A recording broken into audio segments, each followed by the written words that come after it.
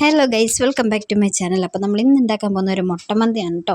അപ്പോൾ മുട്ടമന്തി എങ്ങനെ ഉണ്ടാക്കുന്നതെന്ന് നമുക്കൊന്ന് നോക്കിയാൽ അടിപൊളി ടേസ്റ്റ് ആണ് കേട്ടോ. അപ്പം വരൂ, നമുക്ക് എങ്ങനെയാണ് മുട്ടമന്തി ഉണ്ടാക്കുന്നത്.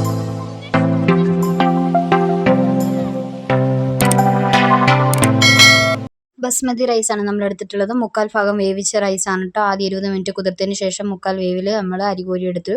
അതൊരു കുക്കറിലേക്ക് ഇറക്കി നമ്മൾ അതിൻ്റെ മുകളിലേക്ക് കുറച്ച് കുരുമുളക്, സ്പൈസസ്, പച്ചമുളക് 4-5 കുത്തി ഇറക്കി. പിന്നെ ഫുഡ് കളർ വേണമെങ്കിൽ ചേർക്കാം കേട്ടോ, ഇല്ലെങ്കിൽ മഞ്ഞൾപ്പൊടി, മുളക് പൊടി കലക്കി വേണമെങ്കിൽ ചേർക്കാം. പിന്നെ ഇതിനകത്തിലേക്ക് നമുക്ക് സ്മോക്ക് ചെയ്യണം. അപ്പോൾ അതിന് മുമ്പ് നമ്മൾ അരി വേവിക്കുന്ന സമയത്ത് വെളിച്ചെണ്ണ, സ്പൈസസ് എല്ലാം ഇട്ട് വേണം നമ്മൾ അരി വേവിച്ചെടുക്കാനായിട്ട്, എന്നാലേ ഒരു ഫ്ലേവർ കിട്ടുകയുള്ളൂ, ഏലക്ക കൂടി ചേർത്ത്. ഇനി നമുക്ക് ഇതിനകത്തിലേക്കൊന്ന് സ്മോക്ക് ഇടണം. സ്മോക്ക് ഇട്ട് നമുക്ക് പെട്ടെന്ന് തന്നെ കുക്കർ അടച്ചു വെക്കാം. ഒറ്റ വിസിൽ മതി. ഒറ്റ വിസിൽ നമ്മുടെ റൈസ് നന്നായിട്ട് വെന്തിട്ടുണ്ടാവും. ആ ഒരു പരുവത്തിലാണ് നമുക്ക് വേണ്ടത്. ഇനി നമുക്ക് സവാള, തക്കാളി, പച്ചമുളക്, ഇഞ്ചി, വെളുത്തുള്ളി കൊത്തി അരിഞ്ഞത്, പിന്നെ കറിവേപ്പില, 4 മുട്ട, മഞ്ഞൾപ്പൊടി, ഗരം മസാലപ്പൊടി, ഉപ്പ് എന്നിവയാണ് വേണ്ടത്. ആദ്യം ഒരു പാത്രം അടുപ്പിലേക്ക് വെച്ച് നമുക്ക് കുറച്ച് എണ്ണ ഒഴിച്ചു കൊടുക്കാം.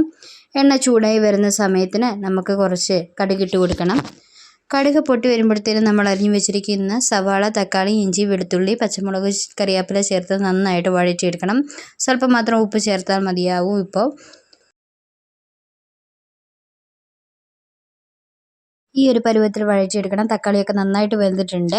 ഈ സമയം നമ്മൾ എടുത്ത് വെച്ചിരിക്കുന്ന പൊടികൾ ചേർത്ത് കൊടുക്കാം. മഞ്ഞൾപ്പൊടി, ഗരം മസാലപ്പൊടി, ഉപ്പ് എല്ലാം ആവശ്യാനുസരണമാണ് കേട്ടോ ചേർത്ത് കൊടുക്കേണ്ടത്. അതും കൂടി ചേർത്ത് ഒന്ന് നന്നായിട്ട് പൊടികളുടെ പച്ചമണമൊക്കെ മാറി വരുന്ന വരെ ഒന്ന് വഴറ്റിയെടുക്കണം. ഇനി ഇതിലേക്ക് 4 മുട്ട കൂടി ചേർത്ത് കൊടുക്കണം. അതും നിങ്ങളുടെ ആവശ്യാനുസരണമാണ് കേട്ടോ. കൂടുതൽ മുട്ട വേണമെന്നുണ്ടെങ്കിൽ കൂടുതൽ ചേർത്ത് കൊടുക്കാം. നമ്മളിപ്പോൾ ഇവിടെ 4 മുട്ടയാണ് എടുക്കുന്നത്. 1 കിലോ അരിക്ക് വേണ്ടിയിട്ടാണ് കേട്ടോ നമ്മൾ ഇത്രയും സാധനങ്ങൾ എടുത്തിട്ടുള്ളത്. അപ്പം നന്നായിട്ട് മുട്ടയും കൂടി ഇതിൻ്റെ കൂട്ടത്തിൽ ഒന്ന് ഇളക്കി യോജിപ്പിച്ച് കൊടുക്കണം കേട്ടോ. ഇപ്പോൾ ഉപ്പൊക്കെ നല്ല ബാലൻസ് ആയിരിക്കും. ഉപ്പ് നോക്കിയിട്ട് ഇട്ട് കൊടുക്കാവുന്നതാണ് കേട്ടോ. അങ്ങനെ നമ്മൾ മീഡിയം ഹൈ ഫ്ലെയിമിൽ വെച്ച് വേണം കേട്ടോ കുക്ക് ചെയ്യാനായിട്ട്. അപ്പോൾ നമ്മുടെ മുട്ട നന്നായിട്ട് ചിക്കി തുറത്തി എടുക്കണം കേട്ടോ. നന്നായിട്ട് ഇളക്കണം. ഇടയ്ക്ക് ലോ ഫ്ലെയിമിൽ വെച്ച് മീഡിയം ഹൈ അങ്ങനെ ആക്കി വേണം കേട്ടോ നമ്മളിതൊന്ന് എടുക്കാനായിട്ട്. ഇടയ്ക്കൊന്ന് ഇളക്കി കൊടുക്കാതെ ഇരിക്കുക. അപ്പോഴത്തേക്കും വീണ്ടും ഒന്ന് സെറ്റായി വരും. വീണ്ടും നമുക്കിങ്ങനെ ഒന്ന് കൊത്തിപ്പൊടിച്ചെടുക്കണം കേട്ടോ. അപ്പോൾ നമ്മുടെ മുട്ടയൊന്ന് കൊത്തിപ്പൊടിച്ചെടുത്ത് വരുമ്പോഴത്തേനും നമ്മുടെ റൈസ് അവിടെ വെന്തിട്ടുണ്ടാവും. ഒരു വിസിലും ആയിട്ടുണ്ട്.